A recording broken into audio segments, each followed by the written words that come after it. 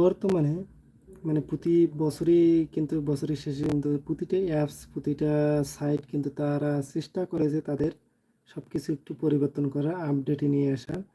সেই আপডেটগুলো কিন্তু আবার নিয়ে এসেছে ফেসবুক।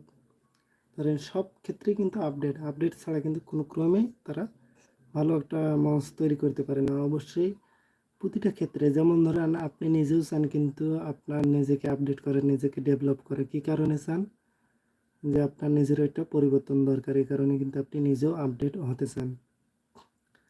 এভাবে ফেসবুকও কিন্তু তার নিজ জায়গা থেকে চেষ্টা করছে তাদের কিছু গাইডলাইন পরিবর্তন করার, কিছু নিয়মকানুন পরিবর্তন করার। ওই নিয়ম কানুনগুলো যদি আপনারা মেনে চলতে পারেন অবশ্যই সেখান থেকে আপনারা ইনকাম করতে পারেন অথবা কিছু আয় করতে পারেন।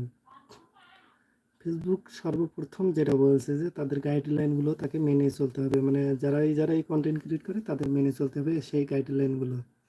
সেই গাইডলাইনের মধ্যে অনেক কিছুই পড়ে, হয়তোবা আপনারা অনেকে যারা আছেন আপনারা জানেন, আবার অনেকে আছেন যে আপনারা জানেন না।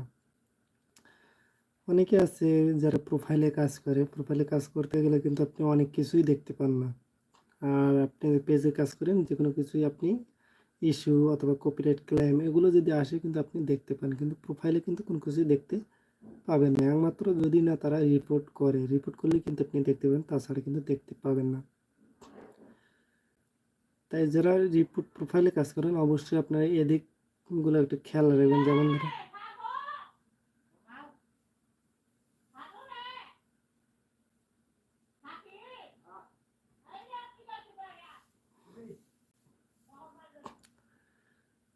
যেমন ধরেন আপনার ফেসবুক অ্যাকাউন্টে কোনো ধরনের মিউজিক ব্যবহার করতে পারবেন না।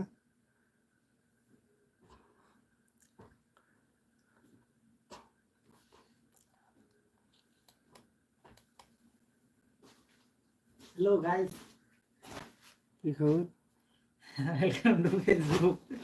করে গেছিলেন গেম খেলো না? গেম খেলার সময়?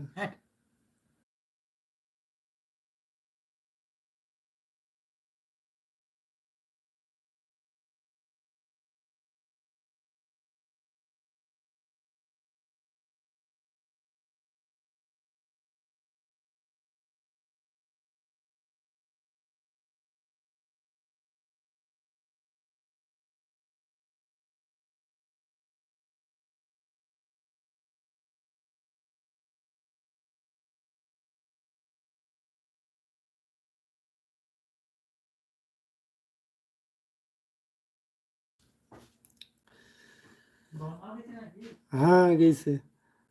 মানে ফেসবুকের আপডেটগুলো নিয়ে যে কোনো সময় যে কোনো কিছু আপডেট নিয়ে কিন্তু আপনাকে সচেতন হতে হবে যদি আপনারা যে কোনো একটা সাইটে রেগুলার থাকতে চান। হ্যাঁ না ওগুলো শুনে তুই কী করবো? Hello guys, hello hello guys. ওগুলো শুনে আর আছে কি? হ্যাঁ